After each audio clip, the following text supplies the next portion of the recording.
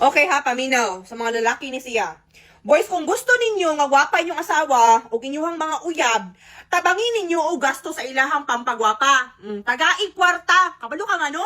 Mahal kaayo karon ang magpagwapa. Way libre. Gikan diri sa hubon padung sa lapalapa, wa na siya libre.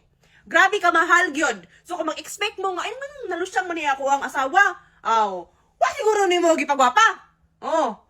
Pagwapaha imong asawa kung gusto kag asawa or uyab nga gwapa, tabangi gasto. Kay gasto man kayo na magpagwapa nagtuo kag libre.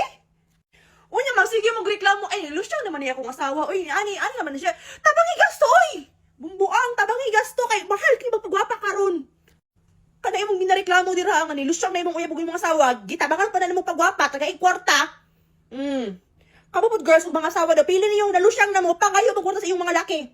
Ayo kwarta. Kaya syempre, kinsa may rason na pagwapa ta? Para sa ilaha, di ba?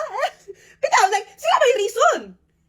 So mga na nga boys, ambag mo boys, ambag ba, share. Data ba? Di kayo magdawat limpyo na mo sa among mga kagwapa.